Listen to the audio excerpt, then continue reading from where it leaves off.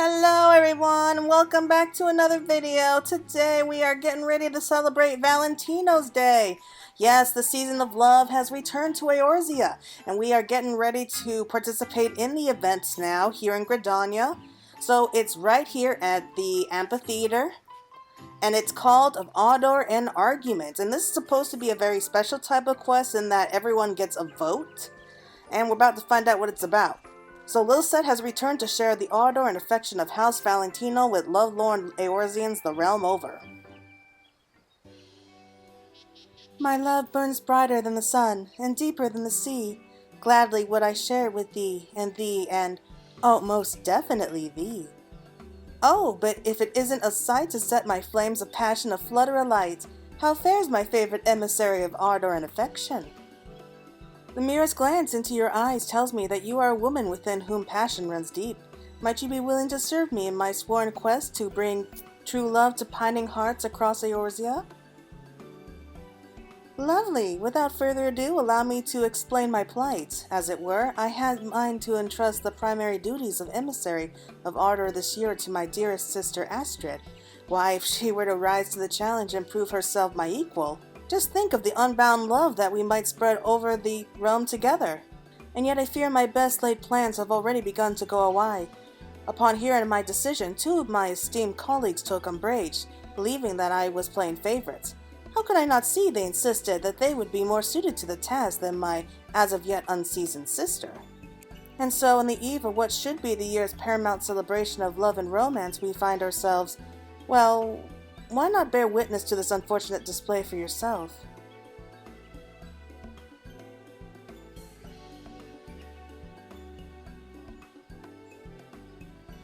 Verily, these three are in need of outside intervention, someone who can convince them to put their petty squabbles aside in the name of spreading love and joy as befits the season. Someone like you, my most passionate friend. What say you? Wonderful! I knew you would never let me down. Well then, shall we? My dearest colleagues, I would have your thoughts on a matter of utmost importance. Pray curtail your discussion and come hither for just a moment.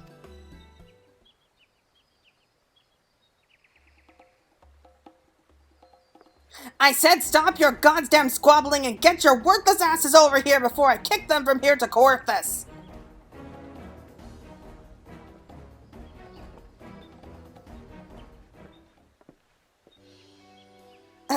Now, where was I? Ah, yes. My beloved friends, whatever would the illustrious Countess Arabelle think if she saw us bickering amongst ourselves like this, on the eve of the holiday honoring her most illustrious legacy, no less? And so I would propose a solution, fair for one and all. The three of you will each try your hand at easing the worries of a young man lost in love. The one who proves him or herself most suited for the task will be rewarded by being named High Emissary of Ardor for this year's festivities. Worry not, for it is not I who will be judging your worth. Claire here, an adventurer of no small renown and imitable in piracy, will serve as an arbiter for the challenge, along with the citizens of Gridania, who we have traveled here to serve, of course. Surely none of you could object to such an unbiased contest, yes? Simply think of it as an opportunity to show off your mastery in matters of love to a truly disconcerting audience. Leave it to me, sis, or Lady Lisette. I will bring the succor of love to this man's lonely heart, and show once and for all that I am your most worthy successor. A contest you propose, then a contest it shall be. I, Bert the Beloved, shall summon the full depths of passion from within my burning heart and set this young man aflame with all-consuming zeal and ardor. True love cannot be achieved by sprouting simple plateaus, nor by the brute force of blind passion. I will use my surpassing knowledge of the sublimities of the heart to achieve that which the two of you could scarce begin to comprehend. Such confidence, such devotion to your duty. Why, it is enough to make a young lady swoon. Would you not agree, Claire? Now then, without further ado, allow me to introduce the subject of your first trial. Recently I was approached by a young man who spoke of his plight thusly. How am I to ever find true love if I scarce have occasion to even encounter the fairer sex? A most sad state of affairs, yes? Truly my heart goes out to this poor man. And yet, surely his dark days of solitude and seclusion are over, yes? Thirdly, for thee, of the most compatible and confident emissaries of ardor, will now rush to his aid. Ah yes, there is but one small rub. The young man in question would prefer to remain anonymous, and needless to say, we must respect his wishes. He has placed his trust in us, and it simply would not do for us to trumpet his heart's deepest desires to all and sundry. I'm counting on you, dearest Claire. Follow my dear colleagues to the man's side. Witness their heart's efforts, and choose the one whom you believe is most devoted to and capable of bringing love into his life.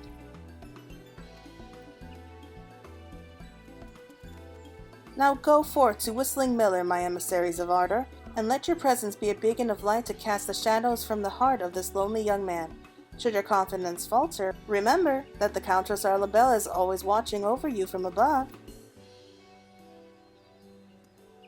Oh man. That sounds so sappy the way she put it.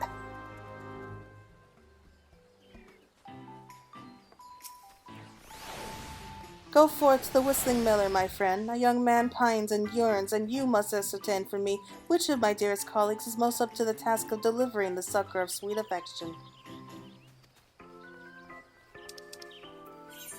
Alright, I don't know why I was thinking that we had to leave Gridania, but we don't need to worry about going too far.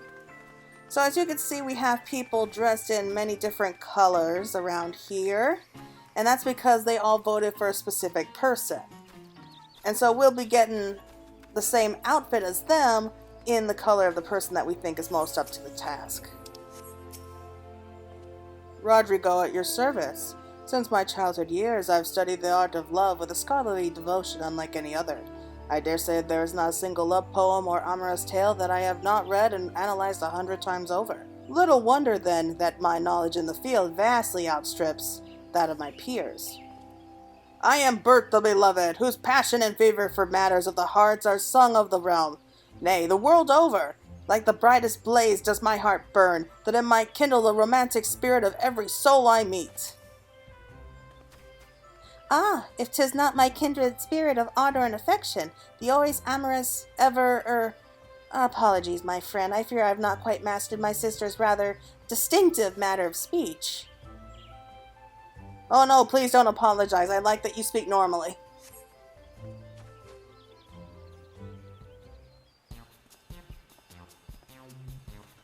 Is that? So you must be the yearning young man of whom sister spoke.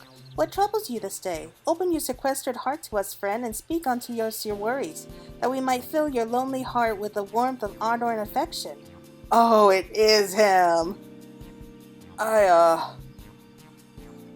Be not shy, my good man. In matters of the heart, one must be bold, lest you live the rest of your life in the shadow of those who have the courage to claim what you do not. Now let us know precisely that which you struggle, that we might come to your aid. Do not let my colleagues intimidate you. Let me, Rodrigo, know that what concerns you, and I shall use my powers of deduction to find a logical solution to your plight. Very well. I know not what I have done to deserve your services, but I accept them with gratitude. Then let us proceed, shall we? In the name of fairness and objectivity, I propose that Claire here carry out the questioning. No objections, I take it. Excellent. Claire, the subject is all yours. Okay. Oh, so we have a choice here.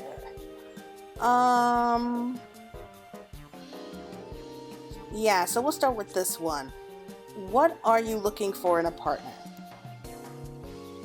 To be quite honest, I cannot say I've ever given much thought to the matter. Mind you, we speak not only of physical attributes. Perhaps you prefer a more mature, grounded individual, someone who shares your tastes in food or drink. Any end at all would be most welcome. I see, and yet, I am sorry, I fear nothing is coming to mind. After all, how am I to judge my feelings towards someone I have yet to even meet?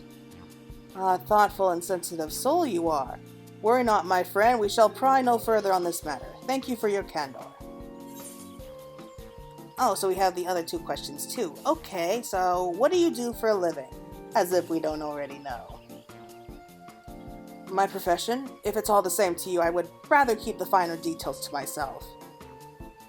But of course, it is not our intention to pry. You need only tell us as much as you feel comfortable sharing, and nothing more. Thank you. In that case, let it suffice to say that I perform a rather, how shall I put it, physically demanding position. As such, I spend many hours of each day training my body for the task. I am not as wealthy as the merchants I often encounter in my duties, but I receive enough in the way of recompense to put food on the table. More than anything, I take pride in having earned the confidence of my subordinates and peers. A strong, confident type who holds a position of influence and commands the respect of many. I, for one, would say our man is a most eligible bachelor. Would you not agree? How do you spend your spare time? Spare time is not something I possess in abundance. What little of it I have, I prefer to spend honing my body and mind that I might better perform my duties. Come now, my man, surely there must be something you enjoy. A refreshing dip in the cold, clear stream, afternoon strolls through the 12's wood. Don't get me wrong, such activities sound pleasant enough. Most of all, though, it is serving the people that brings the most joy and fulfillment to my days. Now that's what I call commitment. What young lady could turn down such an earnest young man? Am I not right? Thank you very much for your cooperation, Claire. Now if you would just kindly wait a moment, good sir, my colleagues and I will consider your situation and endeavor to offer suitable advice. Understood, and thank you. Oh, it's the Guildmaster. And so the battle begins, and if either of you think that I'll be showing you even the slightest mercy, you best think again. Beg pardon, before we continue, there's something I would be remiss not to share with the both of you. There is one small truth that I have been concealing from you thus far. I am in fact privy to information about our client that you are not. In the interest of equality, I will share it with you. What's this? Been sneaking around behind our backs to spy on the poor man, have we? I knew there was something shifty about you from the start. It is nothing so dastardly, I assure you. When our masked man first approached Lisette to seek counsel, I could not help but overhear some of the rumors being spread about the man. Is that so? Well, if you are willing to share with us, I see no reason for us to refuse. I trust you agree, Bert? Very well. First of all, the man's claim of having the respect of his peers is no empty boast. Those who know our client speak quite highly of him as a man of integrity and honor. If there is one fault people find with him, as far as I've been able to glean, is that he can be a bit too serious for his own good. I see. That is most enlightening indeed. Thank you, Rodrigo. Enlightening indeed. Perhaps I misjudged you, my good man. At any rate, now that all three of us have the same knowledge of our disposal, what say we begin the contest in earnest? Let us do just that. Very well then. My colleagues and I will require a bit time to ponder the matter, friend. Pray leave us for a short while and return at your convenience. Oh man, I can't believe the Guildmaster was showing up. Well, if it isn't the adventurer from before, want to be the first to hear Bert the Beloved's brilliant idea, do you? Ha! I'd be happy to oblige. So we're dealing with a man who's diligent, devoted, and distinguished with regards to his duty. On the other hand, because of this, some find him something of a one-trick chocobo, as it were. And so as I see it, the answer is clear as day. We need simply find himself a new pastime. This would afford him an opportunity to go out and meet new faces and give him a fresh topic to broach with any special someone who strikes his fancy. As for what might be appropriate, but of course! What about woodworking? After all, there is nothing a young lady appreciates more than a man who is handy about the house, no? Talk about killing two Z's with one stone. I can just feel the flames of passion beginning to spark and sizzle. I know not what silly plans my colleagues are proposing, but I can trust you to vote for the obvious choice, yes? But of course I can. Well, actually, that's not half bad advice. Oh, so you return. Curious as to what advice I intend to offer our lonely soul? I'd be happy to tell you. Put simply, he need only expand his horizons. It is clear both from talking to the man himself and from the others say of him that he has a sterling reputation as a leader and a strong pillar of his community. And yet, precisely because he holds a position of importance and influence, it is likely not easy for him to find what he seeks at his place of employment. And yet, not having any real interest to speak of outside of his duties, our man's options are sadly limited. That is why I propose that he begin his search for his love among his clients, those who know him well enough to appreciate his strong character, but are not so close as to make such engagement uncomfortable. A most inspired idea, do you not agree? I trust I can count on your support when we take our deciding vote. I don't know. I mean, usually getting together with your clients is frowned upon. Come to hear my insight, have you? Very well. I ask you, do you recall our friend's response when we asked him what manner of individual he fancies? Precisely. He has no answer. A man who cannot answer such a simple inquiry is a man who has lost sight of himself and what he truly seeks from life. That is why I intend to propose that our man spend some time at Stillglade Fen when he is off duty. By communing with nature, he might cast off his worldly worries and regain a sense of self, which in turn would afford him greater clarity in his pursuit of love. As devoted as the man is to his training, I have no doubt he would find himself more than up to the task of silent self-reflection. Perhaps he might even discover a new side of himself that he never knew was there. For indeed, how can one hope to truly understand and love another if one is not at peace and understanding with oneself? Yes, truly, this is the best course of action for our masked man. I thank you in advance for your vote of confidence, friend. Strange. To me, it seems like they're all more interested in getting a vote than actually helping him out. That's kind of what it sounds like. But then again, that really wasn't half bad advice. A meditation session or two at Stillglade Fen. Yes, this is clearly the one true path to future happiness for our lovelorn friend. Being the intelligent woman that you are, surely you can concur, yes?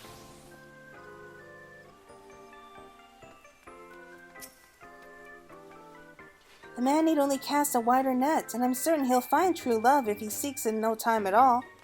Surely you can agree with my proposal, yes?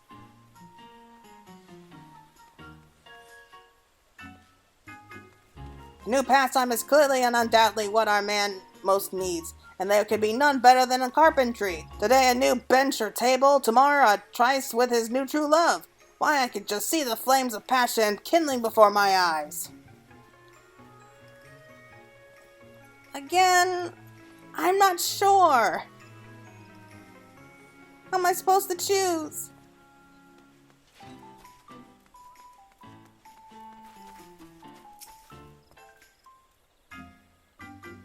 And welcome back to you, my partner in passion. I trust that my 3 associates have each proposed a plan worthy of an emissary of ardor and affection.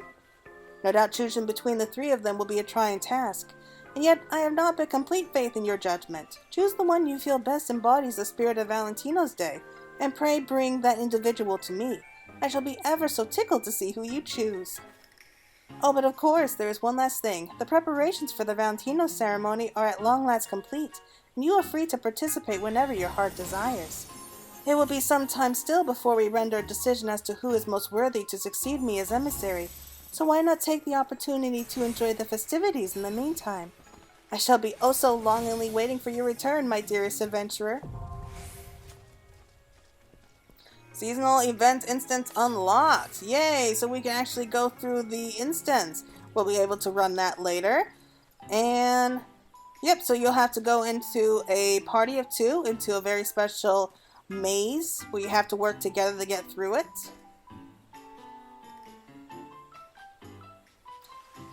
And the next Valentino's Day quest will be undertaken by speaking with any one of the 3 aspiring emissaries, Astrid, Bert, or Rodrigo, all of whom await you in Old Gridania. When you've decided which emissary most deserves your vote, seek them out and convey your support. Okay. So I think we can go talk to them all one more time and then we'll make a decision. However, I don't think I'll be making a vote just now because I have to go off to work right now, but I promise that I will be back as soon as I can to finish the quest line here. Okay, please note that once you accept it, you won't be able to accept the others. Furthermore, be aware that only votes cast during the design voting period. Yeah. I knew it! You've come to lend me your support! I knew it! You've come to lend your support to me, have you not?